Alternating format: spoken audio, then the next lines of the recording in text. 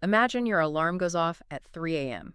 It is pitch black outside. You are not catching a red-eye flight, and you are definitely not, getting up early to go for a run. No, absolutely not. Nobody is running at 3 a.m. Right. Instead, you are grabbing your phone, squinting at this glowing screen in the dark, and getting ready to frantically battle thousands of strangers for a sweatshirt. And, we should clarify, it's a very specific, highly coveted sweatshirt, one that essentially broke both the digital and physical retail space for a solid 24 hours back on April 25th, 2026. Exactly. Tens of thousands of shoppers, like this massive wave of Gen Z consumers, just willingly shattered their sleep schedules to participate in this highly engineered digital stampede. There really was a stampede. Welcome to the deep dive. Our mission today is to completely decode this massive cultural and retail phenomenon that you probably saw taking over your social media feeds. We're talking about the explosive, chaotic, and entirely viral launch of the Parke X Target collaboration. And we have an incredible stack of sources for you today to figure out exactly how this happened. We were pulling insights from a comprehensive Pendulum analytics report that tracked all the retail performance and social media sentiment. Yeah, and we're crossing that data with a pretty sobering financial risk analysis from A-Invest, because the corporate side of this is just as crazy as the consumer side. It really is. And to ground all of this in reality, we've got hours of transcribed, chaotic, real-time TikTok and YouTube hauls from the actual shoppers who were, right there in the trenches. It's a rare moment where we honestly have a perfect storm of data. You get the raw, unfiltered emotional reactions of these consumers colliding directly with the cold, hard financial realities of a major corporate retailer that is basically trying to reinvent itself. So we're going to look at why this specific 60-piece collection just vanished in a 24-hour sellout. We'll look at how digital scarcity fueled physical chaos at dawn and what this wild event actually signals for the future of how you shop. Right. So to understand the madness of a 3 a.m. digital bottleneck, we kind of need to look at the catalyst first. This wasn't just some random brand that Target decided to slap on a T-shirt to fill shelf space, right? No, not at all. Parke is this direct-to-consumer, or DTC, darling. And for anyone unfamiliar with the whole DTC playbook, it basically means a brand builds its entire business model around cutting out the middleman. They sell directly to you through social media. Yeah, they build this hyper-engaged community online rather than relying on, traditional department stores or boutiques. And Parke's growth trajectory in this space is, frankly, absurd. It's unbelievable. According to our sources, they rocketed from doing $100,000 in revenue to a reported $16 million in 2024. Which is just the textbook definition of hypergrowth. Right. And is built largely on a single, highly recognizable status symbol. The mockneck. Exactly, the oversized mockneck sweatshirt. It features the word Parke stitched across the front in these large, distinctive block letters. Right. It's slouchy, it's comfortable, but above all else, it functions as a visual signifier of exclusivity. If you are wearing it, you're part of the in crowd. And to maintain that prestige, those original mocknecks normally retail for anywhere from $130 to $200. Which, dropping $200 on a sweatshirt is a serious commitment. It establishes the item as a totally aspirational purchase.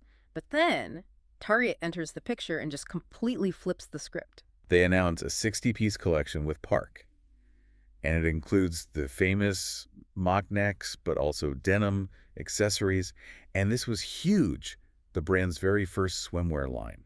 But the real shockwave here was the price point. Most of the Target collection was capped at under $40, with accessories starting at just $5. That price drop is the ignition switch for this entire phenomenon. You take a culturally relevant luxury item that normally requires a teenager to save up, and you suddenly place it entirely within reach of someone with a part-time job. The psychological barrier to entry is just completely removed. I was trying to think of how to explain this feeling to you, and it's kind of like finding out that an exclusive, impossible-to-book Michelin star chef has suddenly decided to open a drive-through window. Oh, that's a great way to put it. Right, just for one day only, and they are selling their famous Wagyu beef burger for the price of a standard fast food meal.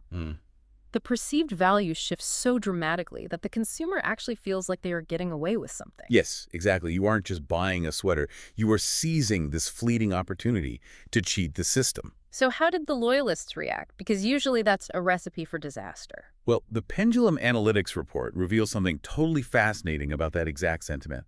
In retail history, when a premium brand partners with a mass-market big-box retailer, the original brand usually faces an immense risk of dilution. Right, the people who paid $200 get angry.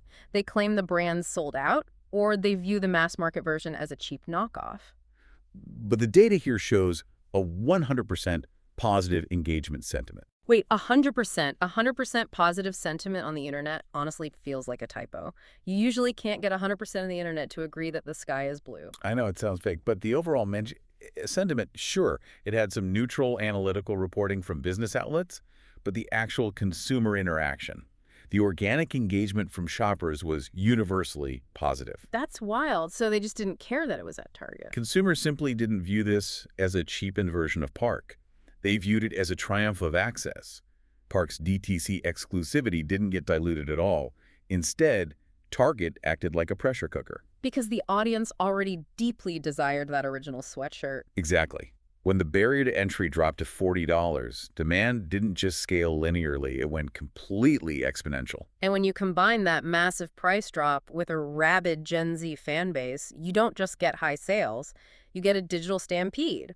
And that stampede kicked off at exactly 3 a.m. Target pushed the collection live in the middle of the night, which basically set the stage for total digital heartbreak. Oh, absolutely. The sheer volume of traffic hitting Target servers at launch created an immediate, unprecedented digital bottleneck. The inventory depletion was so rapid that the website's user interface literally couldn't keep up with the actual stock levels. The TikTok transcripts we have from those early hours read like dispatches from a lost battle. It's crazy. You have shoppers who did absolutely everything right. They stayed up, they pre-saved their payment information. They hit refresh at exactly the right second. Yes. They added the items to their cart, and then during the checkout loading screen, the carts just simply emptied themselves. Just poof, gone. Gone. One frustrated shopper commented on the founders page, let's see, quote, "Wish I didn't stay up until 3 a.m. for this. Everything sold out so fast." It's brutal. Another transcript reads, quote, "My $156 Parke X Target collab haul, except I didn't even get one complete set. People were losing half their carts in a matter of seconds." And parallel to all that immense frustration, the algorithmic feeds immediately began populating with the victors. The people who actually managed to check out. Right. Early morning, what I got. Haul videos just flooded TikTok and YouTube. You had creators showing off the shackets and the one-piece swimsuits, while others went viral showcasing the elevated basic denim pieces. So you end up with this incredibly chaotic split-screen reality. Half the internet is crying about missing out and feeling totally cheated by the website, and the other half is essentially doing a victory lap fashion show in their bedrooms. Which is the perfect recipe for virality. It is. But digging into the pendulum data, there is a statistical anomaly that completely blew my mind. The term white jeans from the collection was mentioned 15% more frequently in a negative context. And the reason wasn't about the quality at all. No. It was simply because they were instantly out of stock. So I have to ask, how does a brand failing to sell someone a pair of pants because they ran out of inventory actually work in their favor from a marketing perspective? It sounds entirely counterintuitive to traditional retail, right? Where a missed sale is just a failure. But this triggers a profound behavioral economics concept known as stock FOMO. Fear of missing out, specifically tied to inventory. Exactly. When top creators and everyday users post videos complaining endlessly that they couldn't get the white jeans, they are inadvertently validating the product's extreme desirability to everyone watching. They are acting as a free marketing department fueled entirely by their own outrage. That is genius. The scarcity narrative just goes viral on its own merits. Suddenly, a relatively simple piece of white denim is transformed into a mythical, must-have artifact. Because human psychology is wired to use social proof as a shortcut for value, right? Precisely. If thousands of people are visibly furious that they couldn't acquire an item, it signals to your brain that the item must be incredibly valuable. The frustration actually calcifies the brand's cool factor. So Target and Parke didn't just sell clothes at 3 a.m. They successfully manufactured a cultural moment defined entirely by its lack of availability. Which is wild to think about. But the thing is, when the digital shelves are wiped clean by 3:05 a.m., the desperation doesn't just evaporate. It finds a new target. It mutates and moves from the digital world straight into the physical world as the sun comes up. We see a fascinating migration of consumer behavior here. The digital scarcity directly engineered a physical scramble. We are talking about massive crowds physically lining up outside major metropolitan Target locations at 6:45 a.m. People are standing on the pavement in their pajamas, holding iced coffees, just waiting for those sliding red doors to open. And store management clearly knew the tsunami was coming. The transcripts note that stores preemptively posted physical signs reading, limit 4 Parke logo sweatshirts per guest. Imposing a purchase limit is such a fascinating psychological lever. Functionally, obviously, it's meant to prevent resellers from just clearing the entire rack. But psychologically, it reinforces the exact scarcity we just talked about. Exactly. By limiting the purchase amount, the store is explicitly telling you, the consumer, this is a scarce, highly valuable resource. You should probably buy your maximum allocation of 4, even if you only came for 1, because you will never get this chance again. And predictably, those major city stores were picked clean almost the second the doors opened. The Pendulum data confirms a staggering 24-hour physical store sellout across major metropolitan areas. But Gen Z shoppers are incredibly resourceful, and when the city targets failed them, they deployed a strategy I am calling the rural target hack. It is literally like exploiting a glitch in a video game map. In economic terms, they were engaging in geolocation arbitrage. Oh, I love that term. Let's break down geolocation arbitrage for you because the reality of it is wild. These shoppers realized there was an inefficiency in physical space. Right, the algorithm driving the hype on TikTok is global, but physical inventory is stationary. Exactly. So a Target in the middle of a massive city is going to be swarmed by local hype beasts.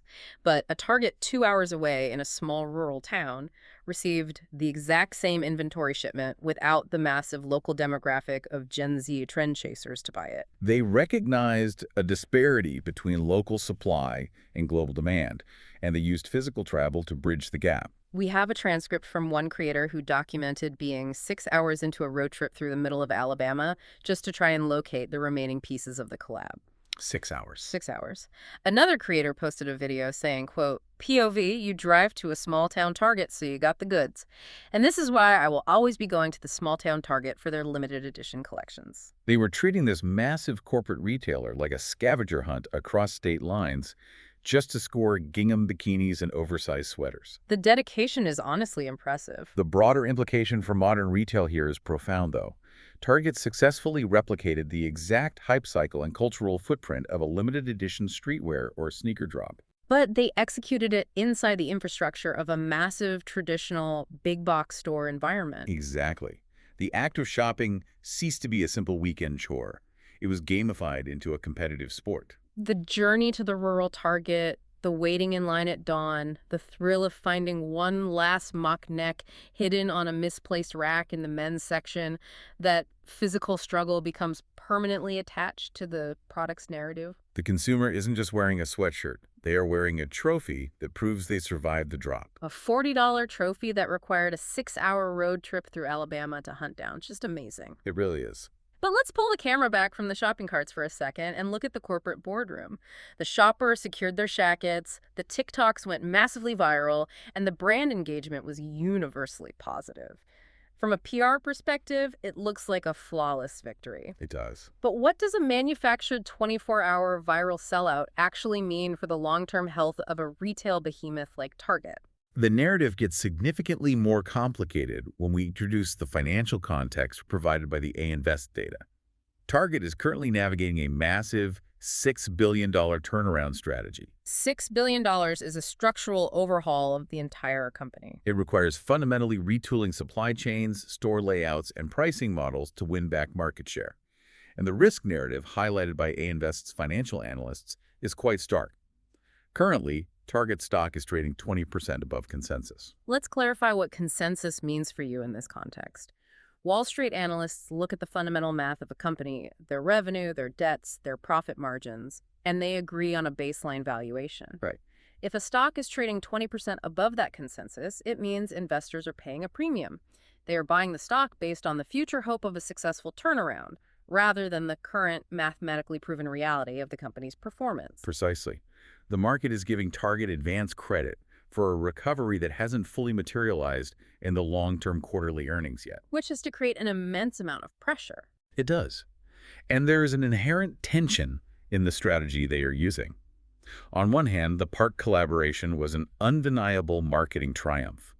It successfully injected a massive dose of cultural relevance into Target. It totally modernized their perception for a younger demographic who might otherwise view the store as simply a mundane place to buy laundry detergent, paper towels, and groceries. And it drove incredible foot traffic into physical stores. But look at Target's core identity. They are supposed to be the store of ultimate convenience. You go there because it is easy, reliable, and they have everything you need. That's the traditional model, yes. So I have to wonder if a massive everyday retailer can truly build a sustainable, long-term business model on the anxiety, friction, and chaos of limited edition drops. It's a huge risk. Right. Because if a mom goes into her local Target just wanting to buy a standard everyday denim jacket and she finds the clothing department completely trashed and stripped bare by a horde of TikTokers at 8:01 a.m., doesn't that completely ruin Target's reputation for reliability? You have pinpointed the exact friction that analysts are watching right now. It feels like they are risking their main consistent demographic for a quick viral sugar rush. The sneaker drop model relies heavily on exclusivity, limited supply, and consumer frustration to drive desire.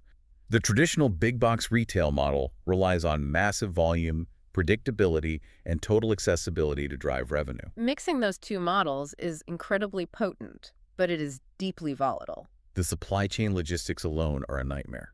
I mean, trying to distribute highly coveted, limited goods across thousands of stores without causing operational chaos is incredibly difficult. Target proved they can capture the cultural zeitgeist with the Parke launch. But the multi-billion-dollar question Wall Street is asking is, can Target scale that lightning in a bottle? Can they make this a repeatable structural part of their business model to support a $6 billion turnaround without burning out their supply chain or alienating their everyday customer base? It is a massive corporate gamble disguised as a $40 mockneck sweater. And that really brings us to the core of everything we've looked at today. The Parkex Target collaboration was never just about moving 60 pieces of clothing. It was a perfect storm of modern commerce. We witnessed the collision of a highly coveted, exclusive DTC reputation with a totally irresistible mass-market price point. Target took that combination and threw it into the highly combustible engine of TikTok hype and genuine algorithmic scarcity. A scarcity that manifested not just in digital queues crashing in the middle of the night, but in physical lines wrapped around suburban buildings at dawn. It is a profound reminder that even in an era of infinite online choices and next-day delivery, engineered physical scarcity still drives human behavior in incredibly powerful, predictable ways. It really does. It reveals exactly how modern value is created. But it also leaves us with a fascinating paradox about the nature of exclusivity itself. Absolutely. Whether you are listening to this to understand the shifting landscape of digital marketing, to get a read on modern consumer psychology, or literally just trying to figure out why your local small town Target was completely stripped bare of white jeans last month, this story is an absolute masterclass in the mechanics of hype. So true. Which brings up a final lingering thought for you to mull over. If the ultimate appeal of a brand like Parke is its exclusivity, the fact that its original $130 price tag acts as a status symbol signifying you are a cultural insider, what actually happens to that cultural cachet when everyone finally manages to buy the accessible Target version? That's the real danger. When the hype becomes truly mainstream and you see that logo in every high school hallway and grocery store aisle, does winning the Target drop actually sow the seeds for killing the brand's cool factor entirely? Something to think about the next time you find yourself staring at your ceiling, wondering if you should really set that alarm for 3 a.m.